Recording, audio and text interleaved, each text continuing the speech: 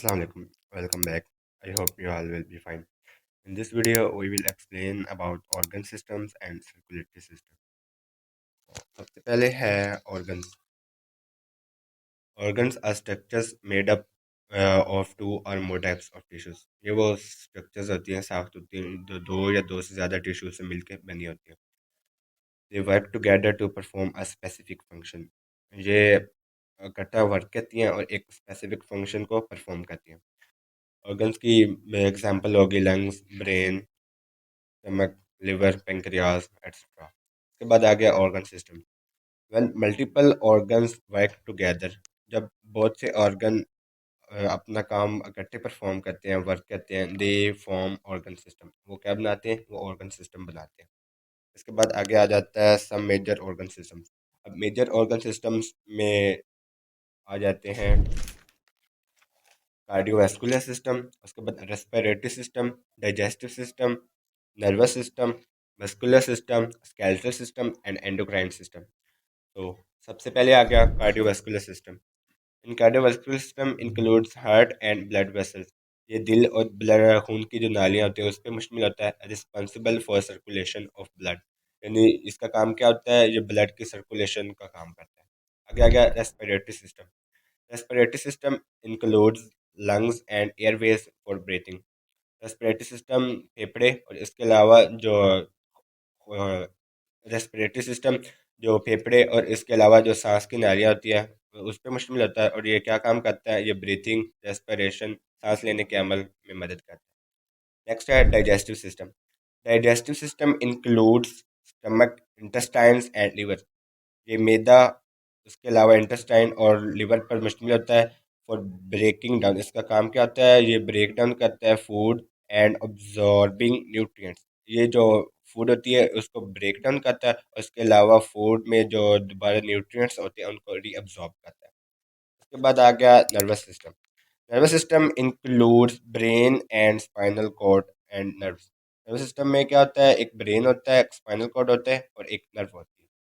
इसका काम क्या होता है? इसका काम होता है for communication and control.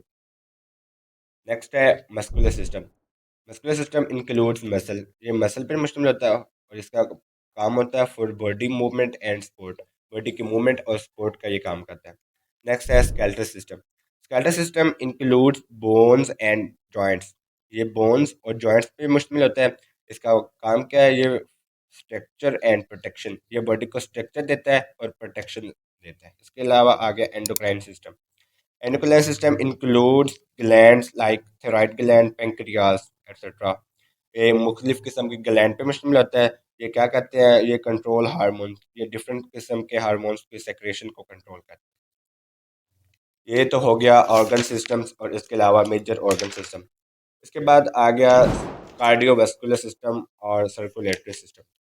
Circulatory system cardiovascular system. ये क्या होता है? ये network of organs and blood vessels. ये ऑर्गन्स और ब्लड की खून की नालियों का एक नेटवर्क होता है. इसका काम क्या होता है? Transport blood, nutrients, oxygen and waste material throughout the body. ये क्या करता है? ये खून, न्यूट्रिएंट्स और ऑक्सीजन और इसके अलावा जो वेस्ट मटेरियल होता है वो उसको बॉडी से ट्रांसफ़र करता है. ये तीन हिस्सों पे डिवाइड होता है. It includes heart, blood vessels and blood. दिल, इसके अलावा खून की नालियाँ और मेन जो ब्लड है. सबसे पहले आ गया हार्ट. हार्ट क्या होता है? हार्ट एक मस्कुलर ऑर्गन है. It's a muscular organ. ये क्या करता है? ये central pump of the circulatory system है. इसके 4 चैम्बर होते हैं. 2 upper chambers called atria and 2 lower chambers called ventricle. इसके अलावा ये डीऑक्सीनेटेड ब्लड होता है वो बॉडी से राइट आर्टरियम में जाता है और इसके अलावा राइट वेंट्रिकल से लंग्स में और फिर फॉर ऑक्सीजनेशन चला जाता है. इसके बाद आ गया ऑक्सीजनेटेड ब्लड. जो ऑक्सीजनेटेड ब्लड होता है वो लंग्स से लेफ्ट आर्टरियम, फिर लेफ्ट एट्रियम से रेस्ट ऑफ द बॉडी में चला जाता है. नंबर 2 पे आया ब्लड वेसल्स. ब्लड वेसल जो होती है इसकी 3 मेन टाइप्स होती हैं. सबसे पहले है आर्टरीज, उसके बाद वेन्स, उसके बाद कैपिलरीज. सबसे पहले आर्टरीज. आर्टरीज क्या करती हैं? ये carry oxygenated blood away from the heart. जो ऑक्सीजनेटेड ब्लड होता है उसको हार्ट से दूर लेके जाती है, मतलब बॉडी के अदर पार्ट्स में. Accept pulmonary arteries. ये क्या करती है? ये डीऑक्सीजनेटेड ब्लड लंग्स में लेके जाती है. ये एक इंपॉर्टेंट एमसीक्यूज भी हो सकता है. कि कौन सी आर्टरी है वो क्या कहते हैं कि और डीऑक्सीजनेटेड ब्लड लेके जाती है, तो हम कहेंगे पल्मोनरी आर्टरीज। उसके बाद आएगा वेन्स। वेन्स जैसा कि आर्टरीज ऑक्सीजनेटेड ब्लड लेके जाती है, इसी तरह वेन्स क्या होती है, ये deoxygenated blood back to heart, heart की तरफ डीऑक्सीजनेटेड ब्लड लेके जाती है। और इसके अलावा एक्सेप्ट पल्मोनरी वेन्स जो क्या कहती है oxygenated blood from lungs to heart. Next आ गया कैपिलरीज। कैपिलरीज क्या है, capillaries are tiny vessels connect arteries and veins. ये टाइनी वेसल्स होती हैं और ये क्या होती हैं, जो आर्टरीज और वेन्स होती हैं, आर्टरीज और वेन होती हैं, उनके उनसे कनेक्ट होती हैं। ये क्या करती हैं, ये allows exchange of oxygen nutrients to tissue level. ये टिश्यू लेवल में क्या करती है, ऑक्सीजन और न्यूट्रिएंट्स को एक्सचेंज को अलाउ करती हैं। ये तो हो गया ब्लड क्या कहते हैं, इसके बाद आ गया ब्लड। सबसे पहले था हार्ट, उसके बाद आ गया ब्लड वेसल्स और अब आ गया blood. Blood has four components. Blood के चार कंपोनेंट्स होते हैं। सबसे पहले आ गया रेड ब्लड सेल्स जिसको हम आरबीसीज कहते हैं। ये क्या काम करते हैं, ये कैरी ऑक्सीजन, ऑक्सीजन को लेके जाते हैं। उसके बाद आ गया वाइट ब्लड सेल्स जिसको हम डब्ल्यूबीसीज कहते हैं। ये एक फाइट इन्फेक्शन, ये इन्फेक्शन के खिलाफ मुजम्मत पैदा करता है, फाइट करता है। इसके बाद आ गया platelets, help in blood clotting. ये ब्लड क्लोटिंग में अपना मदद करता है, काम सर अंजाम देता है। इसके बाद आ गया प्लाज्मा। प्लाज्मा क्या होता है, प्लाज्मा होता है liquid portion contain everything. Liquid का पोर्शन जिसमें मतलब ब्लड की हर चीज़ मौजूद होती है, जिसमें RBC, platelets, white blood cell, वो क्या हो गया प्लाज्मा। इसका काम क्या होता है, ब्लड जो होता है वो transport oxygen, nutrients, hormones and other waste throughout the body. ये जो ऑक्सीजन होती है, न्यूट्रिएंट्स होती है और हार्मोन होते हैं, उनको बॉडी से ट्रांसफर करता है। अब यहाँ पे कंप्लीट हो गया सर्कुलेटरी सिस्टम। आगे आ गया सर्कुलेशन टाइप्स। दो किस्म की सर्कुलेशन होती है, एक है सिस्टेमिक सर्कुलेशन एंड दूसरा पल्मोनरी सर्कुलेशन। सबसे पहले systemic circulation. In systemic circulation left side of the heart carries blood, oxygenated blood to the body, ठीक हो गया, और deoxygenated blood returns throughout the veins. Systemic circulation में क्या होगा, लेफ्ट साइड जो हार्ट की होगी वो ऑक्सीजनेटेड ब्लड बॉडी की तरफ लेके जाएगी और deoxygenated blood returns through veins, when के जरिए डीऑक्सीजनेटेड ब्लड रिटर्न हो जाएगा। और जो पल्मोनरी सर्कुलेशन होगा, पल्मोनरी सर्कुलेशन में right side of the heart carries deoxygenated blood. Right side जो हार्ट की होगी वो डीऑक्सीजनेटेड ब्लड लेके जाएगी लंग्स तक, और जो ऑक्सीजनेटेड ब्लड होगा वो रिटर्न हो जाएगा टू हार्ट। उसके बाद आ गया रेगुलेशन एंड होम्योस्टेसिस।